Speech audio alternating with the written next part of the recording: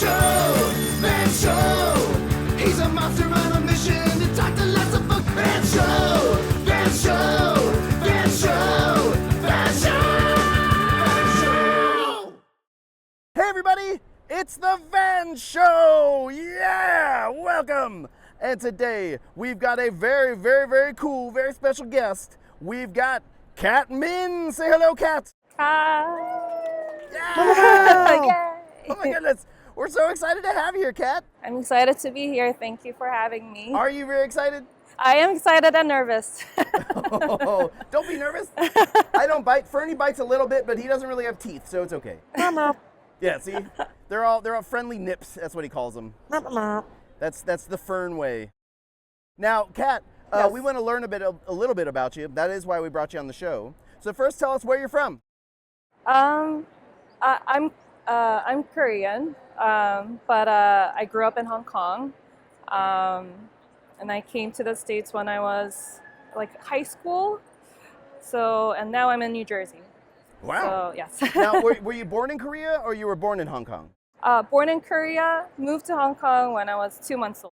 Oh, so you didn't spend much time there in Korea. No, like my parents are Korean, but my childhood is more in Hong Kong. I got you. That's so exciting. Yes. Yeah. Now, Kat, do you have any pets? No, but I have twin boys. So would you consider them kind of like pets? Yes. Yes. No. You have to clean up after them. Yes. Yeah, change the litter box. No, I'm Yeah. just kidding. So, Kat, Yes. wait, how old are your boys? They're 6 years old. Yeah. So they're past the litter box stage. Ah, that's but, right. We brought you here because you're an artist. Now, you're a multidisciplinary artist, as I like to say. That's a big word I like to say. But I'd like to learn a little bit about how did you get started in art? When did you realize you had a passion for art?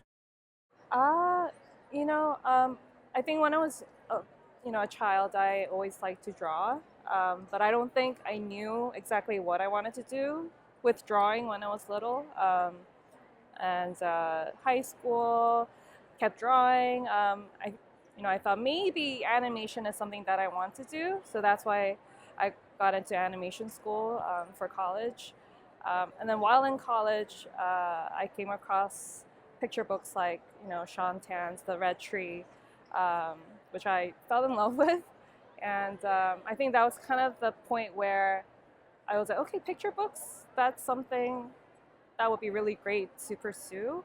But I think later down the road, like I would say in 2020, right when the pandemic happened, that was when I really tried my best to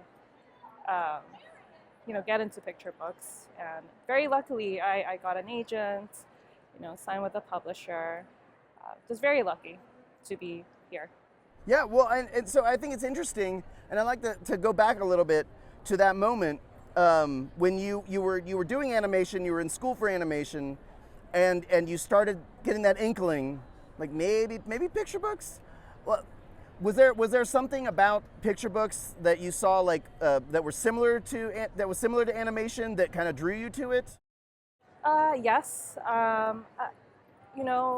They're both just different ways of storytelling visually, and they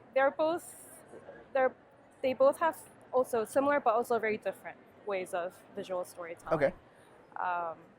But I think for me, having still images, just still illustrations to tell a story, kind of spoke to me more than a moving image.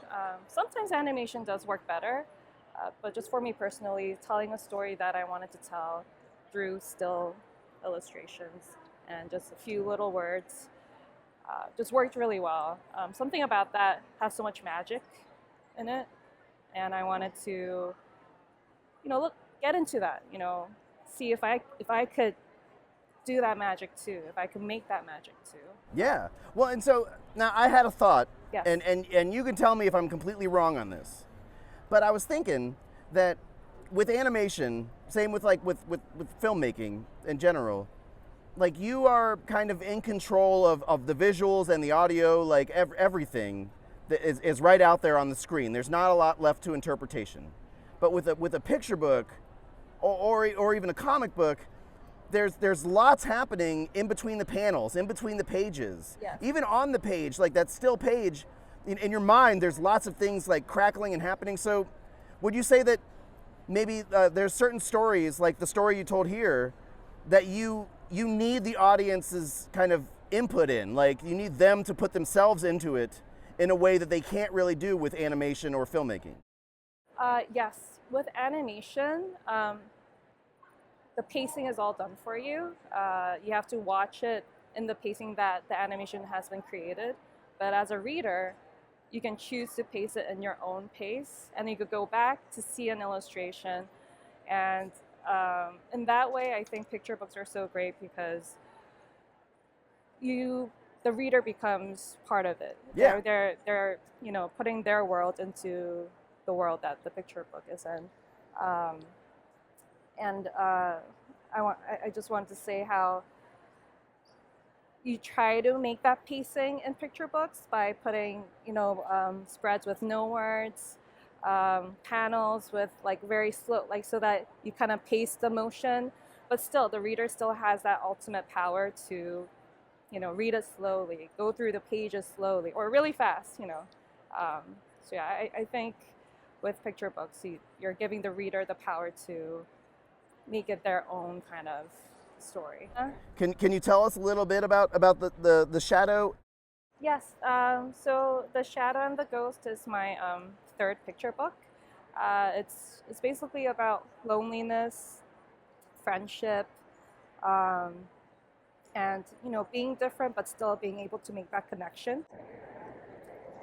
And basically, the ghost comes out only at night. The shadow only comes out during the day. So it's impossible for them to meet until their wishes, bring them together through a meteor shower. And I kind of, after finishing the book, I realized it's kind of very personal to me. While making it, I was not really thinking about my own personal story. But I have friends overseas who I only talk every few months, once in every few months. It's really hard to see them, even virtually. Meeting in person is so hard. But when it does happen, it's so great. And I think that's sort of what went into the story here. Yeah. And I realized that after finishing everything. So. Now, I've heard that you really like virtual escape rooms. Virtual, sorry? Virtual escape rooms. Oh, yes. Now, do you have a favorite one? Yes. It's called Cat House. Cat House? It's called Cat House. Okay. And the illustrations are so beautiful. And it's like a surreal world where you find your way out of it. But you kind of don't want to get out of it because it's so beautiful. So yeah, you guys should try it out. Okay, Cat House. Got it. And now, have you ever done a real life escape room? No, actually. No? Never. I should, but no. Now, the game we like to play with our authors and illustrators is Truth or Dare. Now, have you ever been to a middle school sleepover? Yes. So you've played Truth or Dare. Yes. All right. Now I ask you, do you pick truth or do you pick dare? Truth. Truth. Fernie, do you have a good truth? Oh yeah? Okay, that's a good one. All right. Catmin, Yes. what scares you the most?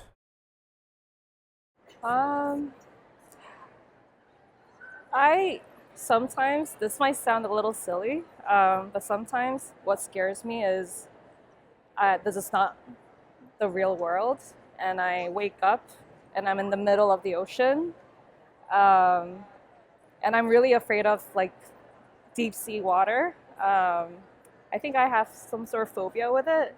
Wait, so let me see if I'm getting this. Yes. Your fear is that right now at this moment, this is not real. This is a dream. Yes. And you're going to wake up and you'll be in the middle of the ocean. Yeah. And that will be real. Exactly. It's a really silly fear, but no. I did not say it was silly. I'm not going to say your fears are silly. Okay. They are valid. Strange maybe, but valid. Yes. Now, I mean, did you have a traumatic experience with water as a kid? I've always had dreams about sharks when I was a kid. I don't know why. Maybe it's because I went to aquariums a lot. Funny thing is though, when I go to aquariums, I love looking at sharks. Like something about sharks fascinate me. But in the dreams, I'm like so scared of them. And when I go into any sort of like deep water, that kind of fear kind of creeps up on me. Goodbye. Van Show, Van Show, Van Show.